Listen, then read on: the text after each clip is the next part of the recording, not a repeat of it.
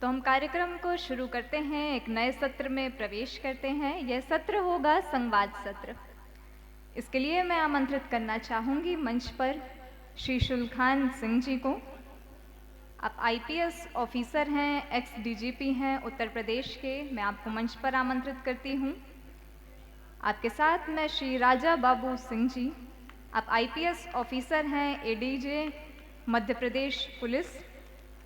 आपके साथ में कुमार सुगंध जी, इंडियन आर्मी से, कुमार सौभाग्य जी, इंडियन आर्मी से, व श्री राज बहादुर जी, एग्जामिनेशन कंट्रोलर बीयू झांसी से। और मैं आप सभी से संवाद करने हेतु कार्यक्रम संयोजक श्री श्याम निगम सर को आमंत्रित करती हूँ। तो संघर्ष से सफलता की ये कहानी, आइए सुनिए माटी के लालों की जुबानी। संवाद सत्र।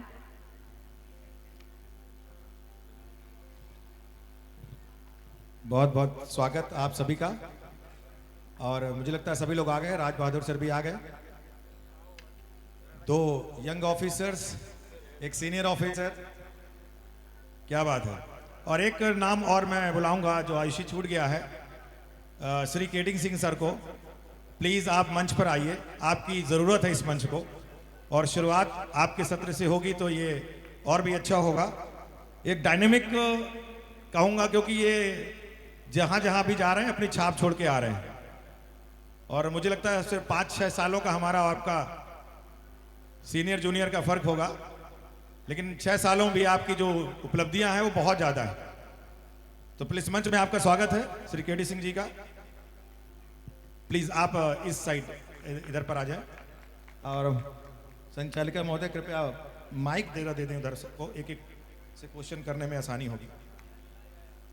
ये कोई ऐसा सत्र नहीं है जहां पर कोई एग्जामिनेशन लूंगा मैं, बस सिर्फ एक निवेदन के साथ आप सबसे रिक्वेस्ट करके मैं जानना चाहूंगा कि आपकी जो यात्रा रही वो कैसे रही, इसलिए अलग अलग। सबसे पहले श्री राजा बाबू सर को आप दीजिए प्लीज।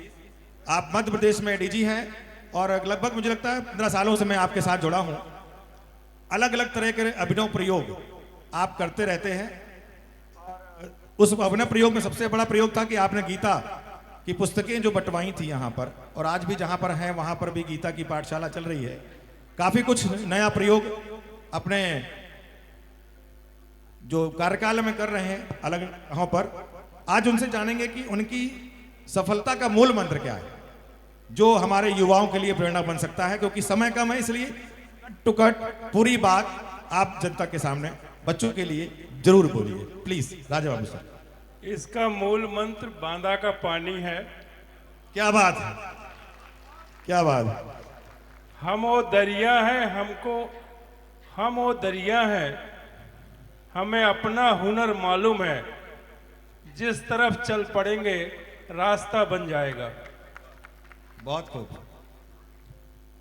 मैं जहां भी रहा, मणिपुर में, चूराचांदपुर मणिपुर, जहां इस समय काफ़ी प्रॉब्लम चल रही हैं, मैं वहां पर एक ट्रेनिंग सेंटर का, बीएसएफ ट्रेनिंग सेंटर का डायरेक्टर था। अरुणाचल में पूरे अरुणाचल का सेक्टर कमांडर था। कश्मीर वैली का हेड था मैं, आईजी बीएसएफ कश्मीर। 2 हेलीकॉप्टर थे मेरे पास, हेलीकॉप्टर में ही चलता था पूरे टाइम। सुगंध और सौरभ को पता है, सुबह 7 बजे मैं एयरबोर्न हो जाता था पूरे कश्मीर वैली, गुलमर्ग, पहलगांव, केरन, मच्छल, गुरेज, द्रास, कारगिल, जहां मर्जी है वहां हेलीकॉप्टर उतारता था। बांदा गौरव का इतिहास बहुत पुराना है। जैसे श्री दीक्षित जी कह रहे थे, विंध्याचल की ये धरती, अग्र धरती, सबसे पहले यही टुकड़ा बना, यही निखर। बिग बैंग थ्योरी की बात कर रहे थे कि मनु शत्रुपा की बात कर रहे थे। सबसे पहले यही भूभाग विंध्याचल का, बांदा का प्रकट हुआ। और यहाँ इतने लोगों का संघर्ष, इतने लोगों ने गाथाएं लिखी हैं, इतने लोगों ने इसको संजोया है। अभी मैं 1 महीने पहले ही केदारनाथ गया था। केदारनाथ में ऊपर जो पंडा हैं उन्होंने कहा साहब यहाँ पे एक बांदा लाज है, आपको शायद पता नहीं होगा। आप कहा कि आपके पूर्वजों ने बांदा निवासियों ने यहाँ पे बांदा लाज बना रखा है। अब थोड़ा वो बिल्डिंग पुरानी हो रही है, उसको रिनोवेशन कराना है। मैंने कहा आप चिंता मत करो, रिनोवेशन मैं कराऊंगा।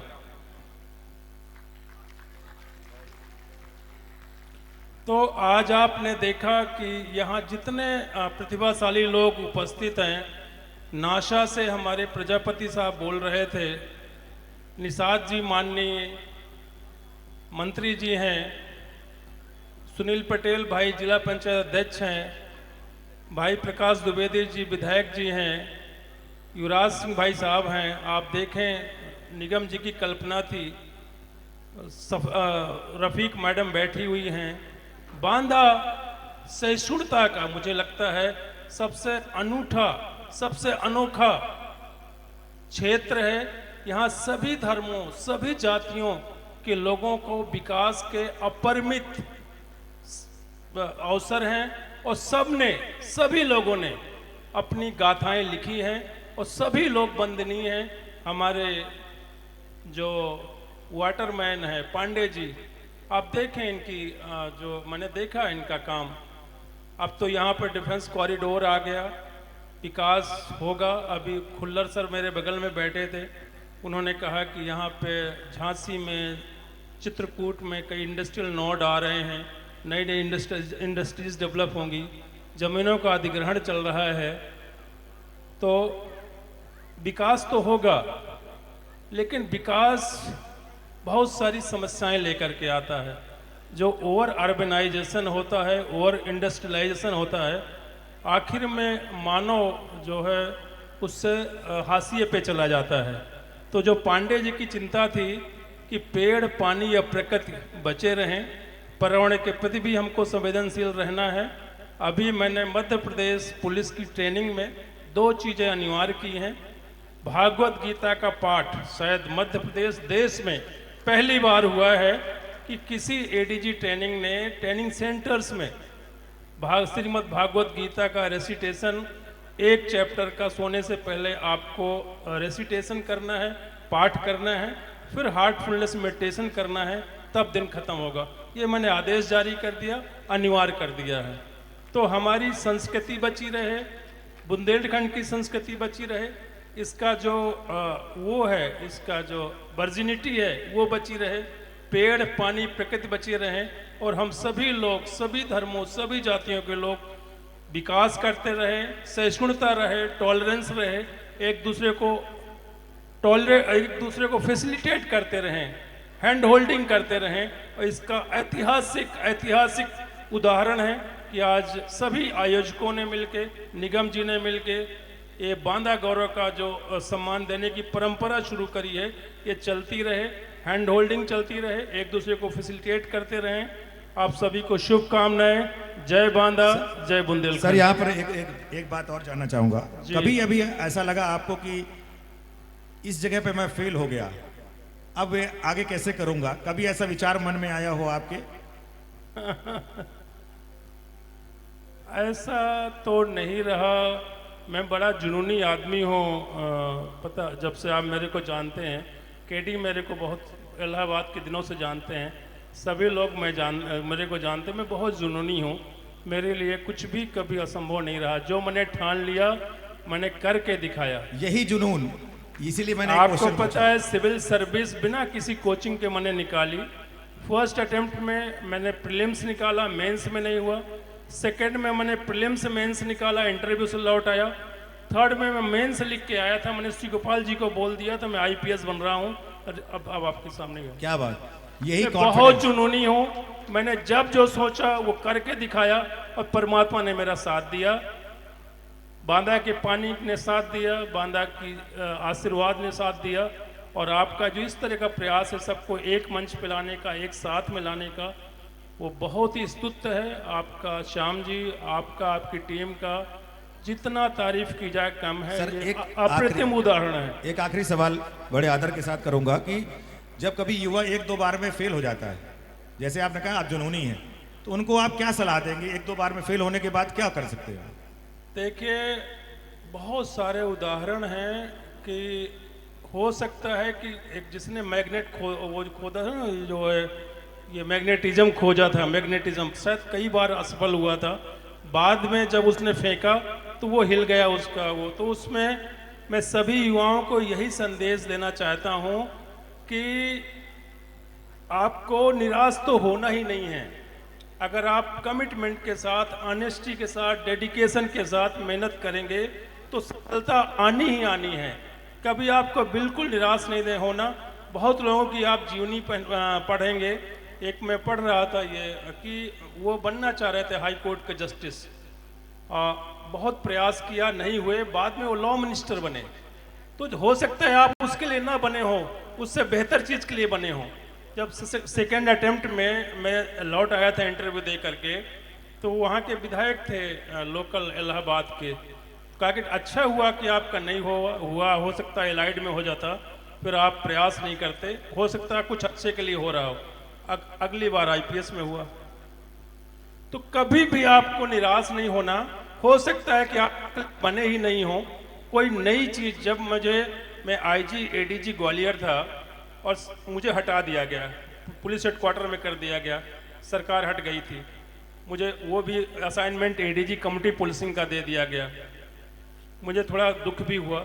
मुझे क्या पता कि मेरी बेहतरी के लिए मैंने दोबारा सेंट्रल गवर्नमेंट का डेपुटेशन अप्लाई किया, मैं आईजी कश्मीर बना, जो मेरे अभी तक के 31 साल के कैरियर का सबसे बेस्ट असाइनमेंट है। तो हो सकता है कि अभी आपकी लाइफ का ब्राइट पक्ष कहीं दूसरी जगह हो।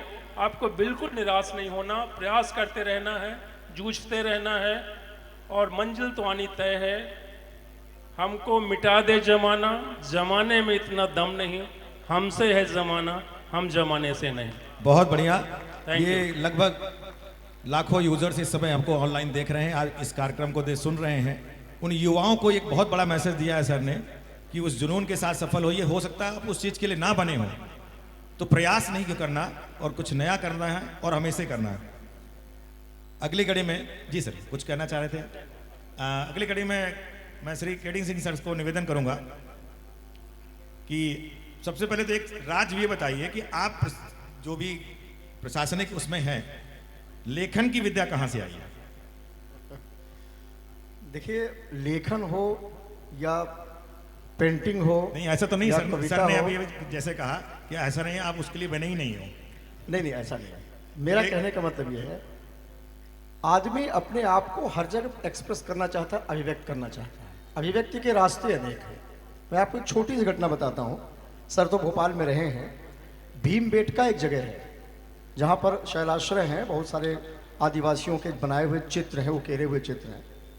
एक बार जब मैं वहाँ गया और मैंने उन चित्रों को देखा तो मेरे दिमाग में विचार आया कि आखिर जब कपड़े नहीं थे, मकान नहीं थे, गुफाओं में रहते थे, मौसम प्रतिकूल, सब कुछ ईश्वर के हाथ में, खाना कभी मिलेगा कभी नहीं मिलेगा, शिकार कभी मिलेगा कभी नहीं मिलेगा, उस वक्त आदमी इन चित्रों को वहां क्यों उकेर रहा था? तो जो मुझे इसका समाधान मिलता है वो ये है कि वो वहां अपने होने का प्रमाण देना चाहता था कि हम कभी यहां थे। हर मानव, हर सभ्यता, हर जीवंत व्यक्ति अपने होने का प्रमाण छोड़ना चाहता है, देना चाहता है, और वो अभिव्यक्ति का स्तर होता है। अब वो अलग बात है, वो कविता के थ्रू देगा, लेखन के थ्रू देगा, कहानी के थ्रू देगा, पेंटिंग के थ्रू देगा, या कुछ और सृजनात्मक करेगा, लेकिन अभिव्यक्त करेगा ही करेगा। तो मुझे लगता है कि मेरी अभिव्यक्ति लिखने में निकलती है तो मैं लिखता हूं। आपको कभी ऐसा लगा कि मैंने जिस चीज को चाहा था वो नहीं मिला, तो मैं अब क्या करूं? हाँ, ऐसा और लगा। कैसे करूं? ऐसा लगा था एक बार। हताशा होती है जीवन में, कई बार उतार चढ़ाव आते हैं। जब मैंने 2 बार आईएएस का इंटरव्यू दिया, 97 में दिया, 98 में दिया, जब दोनों बार मेरा नहीं हुआ तो मुझे लगा था कि शायद मेरा हो जाएगा। मेरे बड़े भाई का हो गया था। तो अमूमन आदमी मानसिक रूप से मान लेता है कि भाई हमारे परिवार में वो जीन्स हैं, वो बुद्धिमत्ता है, तो शायद मैं भी हो सकता हूँ। नहीं हुआ, बहरहाल पीसीएस में हो गया। तो मेरे पिताजी ने मुझे समझाया। मेरे पिताजी ने कहा कि देखो, तुम्हारा प्रयास महत्वपूर्ण है। और एक बात जो अभी हाल ही में एक घटना मेरे साथ हुई, अभी मेरे साथ क्या, मेरे मित्रों के साथ, मैं बहुत 2-3 दिन तक मानसिक रूप से व्यथित रहा। मेरे एक बहुत घनिष्ठ मित्र हैं, उनके बेटे ने, 21-22 साल के बेटे ने अभी आत्महत्या कर ली। उस पर मुझे अपने पिता की बात आती है। मेरे पिता ने एक आध बार जैसे बहुत हताशा के उसमें उनको लगा होगा कि कहीं कुछ गलत कदम नहीं उठा लेगा, तो उन्होंने एक बात मुझसे कही थी कि सुनो, जीवन ईश्वर देता है तो जीवन ईश्वर ही ले सकता है, और किसी को यह अधिकार नहीं है कि वो तुम्हारा जीवन ले ले, और न तुम्हारा यह अधिकार है कि तुम अपना जीवन बीच में ब्रेक कर दो। ईश्वर ने जीवन दिया है, जब ईश्वर की इच्छा होगी वो जीवन ले लेगा, उस पर भरोसा रखो, उसको छोड़ो। तो मैं उन लोगों से कहना चाहूंगा जो सुसाइडल टेंडेंसी के बारे में सोचते हैं, आत्महत्या के बारे में सोचते हैं, कि जो चीज आपकी है ही नहीं, जो आपको किसी ने दी है, वो उसकी थाती है, वो आपकी जिम्मेदारी है, उसको आपको पूरा निभाना है। और आप निभाएंगे तो आप देखेंगे कितने लोग समाज में कितने हताशा के घर से उभर करके आए हैं। लोग 500 रुपए 1000 रुपए लेकर के बिजनेस शुरू किए, आज 5000 करोड़ के आदमी। लोगों के जिसकी एक टांग नहीं है, एक हाथ नहीं है, आज देखिए इतने बहुत हायर लेवल पे बैठे हुए हो, थिंक टैंक है। तो इसलिए जीवन में आपकी संभावनाएं हमेशा बनी रहती हैं। ये सिर्फ हताशा है, और एक तात्कालिक हताशा होती है कि आज मेरे साथ ये हो गया, अब मैं क्या करूंगा। ये नहीं होना चाहिए। आगे आपको क्या लगता है कि अभी अपने आप को आप कहाँ देख रहे हैं कि जो भी मिलना चाह रहे हैं बाकी है अभी आपकी? मैं अपने रास्ते पर चल रहा हूं और यात्राओं का शौकीन हूं, तो जीवन भी एक यात्रा है, और मुझे उम्मीद है कि मुझे बहुत अच्छी कोई अपनी रचना की 2 लाइनें जरूर सुनाइए प्लीज। मेरी एक गजल है, उसकी 2 लाइनें सुना देता हूं। जरूरी नहीं कि वो यहाँ इसमें प्रासंगिक हो। कि इल्म को खरीद कर वाइज तो तुम बन जाओगे। वाइज मतलब उपदेशक या टीचर। इल्म एजुकेशन, डिग्री खरीद कर। इल्म को खरीद कर वाइज तो तुम बन जाओगे, चेहरों को भी जो पढ़ सके वो फन कहां से लाओगे। चेहरों को पढ़ने का जो फन है वो आपके जीवन के अनुभव, आपकी यात्रा सिखाती है, वो किताबें नहीं सिखाती। बस ये 2 लाइनें। Thank you. Thank you so much. अब अगली कड़ी में मैं राज बहादुर सर से निवेदन करूंगा। आप बवेरू से क्षेत्र से आते हैं और इस समय बुंदेलखंड यूनिवर्सिटी से जो छात्र या जो अध्यापक होंगे वहाँ एग्जामिनेशन कंट्रोलर हैं आप, और बीच में आप रजिस्ट्रार भी रहे, और बांदा बुंदेलखंड के लोगों के साथ आपका लगातार जुड़ाव है। तो आपको अपनी धरती में काम करने के लिए कुछ स्पेशल प्रेरणा लगती है, या लगता है कि यार इससे अच्छे बाहर कहीं चले जाते हैं? जी, पहले तो मैं बांदा की सरजमी पर जन्मी हुई विभूतियों को, जो कुछ मेरी बगल में बैठी हैं और कुछ मेरे सामने हैं, मैं सबका अभिनंदन वंदन करता हूं। जिनको देखकर हम आगे बढ़े, हमारे गुरुजी यहाँ दीक्षित जी हैं, और तमाम राजनीतिक सामाजिक हस्तियां यहाँ मौजूद हैं। सबका नाम ले पाना तो कठिन है। मैं सबको नमन करता हूँ, प्रणाम करता हूँ, और सबसे ज़्यादा मैं धन्यवाद देता हूँ युवा दिलों की धड़कन श्याम जी निगम साहब को। मुझे आपको देख के एक शेर याद आती है, तेरी बाहों को छोड़कर, तेरी बाहों को छोड़कर सारा शहर ठंडा है आजकल। तेरी बाहों को छोड़कर सारा शहर ठंडा है आजकल। इस तरह के कार्यक्रम करने की बात कौन सोचता है? आपने जो है केडी सिंह साहब को मिला दिया। ये मेरे भैया, इनके जब आईपीएस हुए थे तो मैं यही ट्रेजरी में था, तो केडी भैया हमारे घर आए थे, तो इनके साथ जो कोई आया था उन्होंने कहा कि ये भाषण बड़ा अच्छा देते हैं। तो हमने कहा भैया सुना दीजिए आप। वो गजब का भाषण जो है आपने दिया था। तो होनहार बिरवान के हो चीकने पात, मेरे ख्याल से आज 20 साल बाद हम लोग मिल रहे होंगे। और राजा बाबू सर का तो नाम ही सुनते थे कि एक लाल जो है पचरही गांव में एक लाल और जन्मा है, वहाँ मूलचंद भाऊ हुआ करते थे। उसके बाद जो है आप, तो मैं सबको प्रणाम करता हूँ, सबका जो है एहसानमंद हूँ। मेरे जो है यहाँ तक पहुँचने की यात्रा में आप सब गुरुओं का, आप बड़े भाइयों का, सबका साथ है, एहसान है। अब सर मैं सवाल पे आता हूँ, सवाल में जरा भूल गया हूँ, मुझे फिर से बता दीजिए। मैं सिर्फ इतना पूछना चाह रहा था कि आप अपनी सफलता अपनी धरती में पाकर कैसा लगता है आपको? एक और मैं और प्रणाम कर लूँ सबको। इबादत की तरह मैं ये काम करता हूँ, इबादत की तरह मैं ये काम करता हूँ, मेरा वसूल है पहले सलाम करता हूँ, मेरा वसूल है पहले सलाम करता हूँ। एक्चुअली भगवान राम ने कहा था अपने छोटे भाई लक्ष्मण से कि जन्मी जन्मू भूमिस स्वर्गादिप गरियसी। जननी मतलब जो मातृभूमि है वो स्वर्ग से भी बड़ी है। मैं बड़ा भाग्यशाली महसूस करता हूँ कि जिस मिट्टी में, जिस जनपद में मैं जन्मा हूँ, वही मुझे अपने क्षेत्र के छात्रों की सेवा करने का अवसर मिल रहा है। केडी भैया तो जो है बाहर है, सर भी बाहर है, लेकिन मैं आपसे कुछ ज़्यादा किस्मत का धनी समझ रहा हूँ कि मैं आपकी सेवा, अपने घर की सेवा अपने घर में कर रहा हूँ। तो मैं इसके लिए बहुत ही मुझे फक्र महसूस हो रहा है। एक क्वेश्चन उन युवाओं की तरफ से जो ऑनलाइन भी देख रहे होंगे, एग्जामिनेशन कंट्रोलर हैं चूंकि आप, वो जब असफल होते हैं अपने परीक्षा में, तो उनको क्या आप मैसेज देंगे? जो नहीं पढ़ते उनकी बात नहीं है, जो पढ़कर असफल होते हैं। एक्चुअली सफलता और असफलता के बीच बहुत बारीक लाइन है। This is the game of mentality perhaps. सफलता इस बात को लेकर हम आजकल आक रहे हैं कि हमें कोई पद मिल गया, प्रतिष्ठा मिल गई। ये सफलता नहीं है, ये जीवन जीने का एक तरीका है, जरिया है। आप जानते हैं कि इस मुल्क की आबादी लगभग 1.5 अरब है। जो पद प्रतिष्ठा के पद हैं वो कितने होंगे? 10-20 करोड़ होंगे। तो each and every body can't be, सबको नहीं मिल सकता ना। अगर हम वही लक्ष्य बना लेंगे कि I have to become only IAS, IP और a leader, that is impossible. एक रेस, ऐसी रेस होगी, अर्थहीन रेस होगी। मैं तो बच्चों को कहना चाहता हूं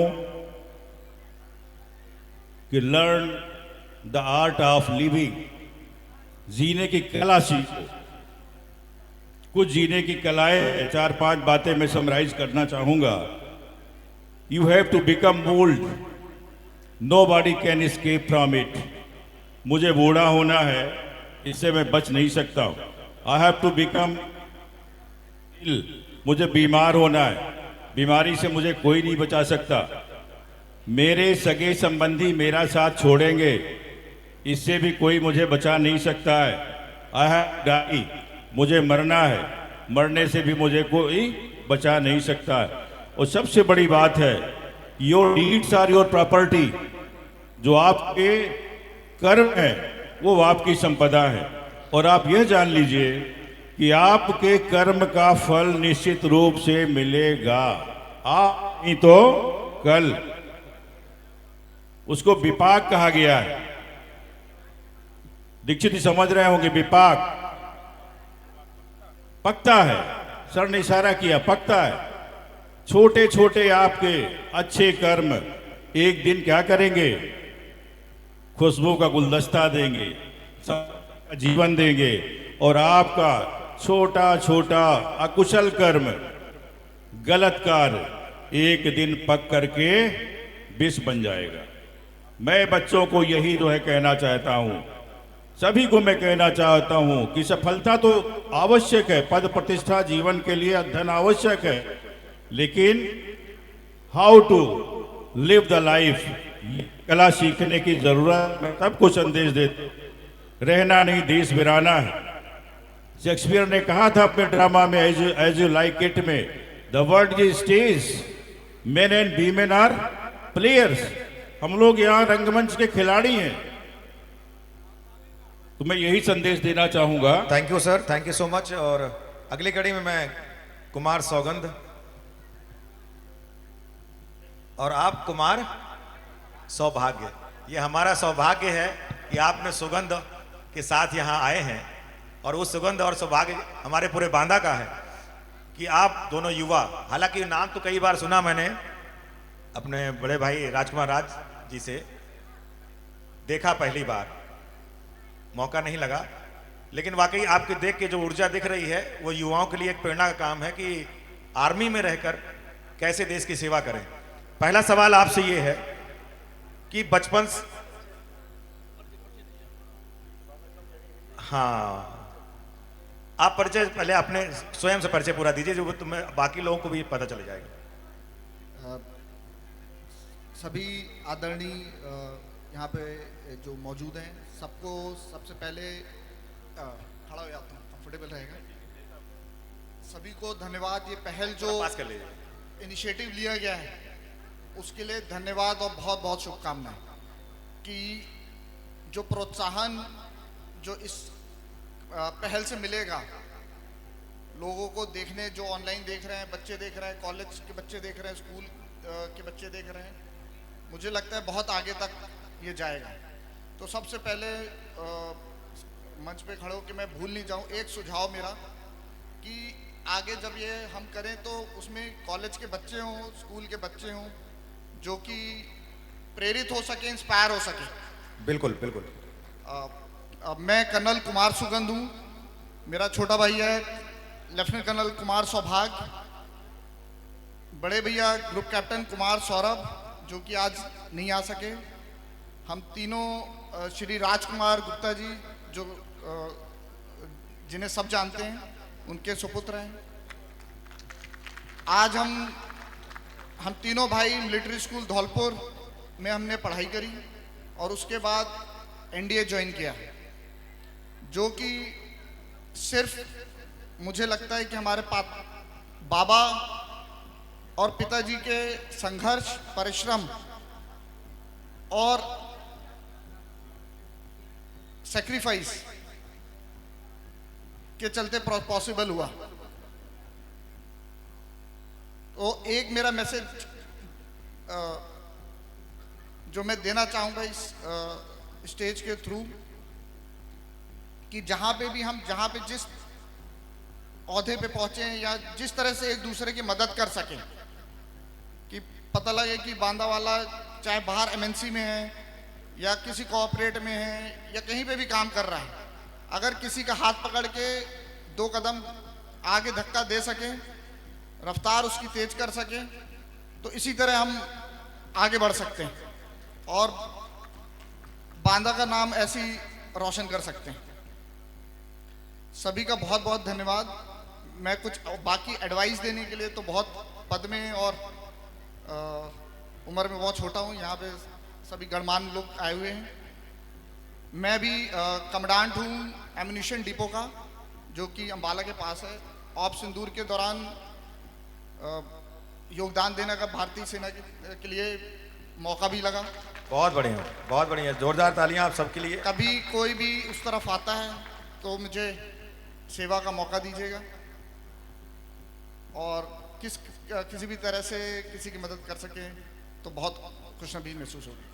और यहाँ पे जो बड़े लोग हैं, जो ज़्यादातर बुजुर्गी हैं, तो मैं बस यही संदेश और दे सकता हूँ कि जिस तरह से पिताजी में हमारे जुनून था कि अपने बच्चों को कुछ बनाना है, तो उस तरह का जुनून अपने अंदर लाएं, अपने बच्चे, नाती, पोते, उनमें भी वो जुनून भरने की कोशिश करिए। धन्यवाद। Thank you.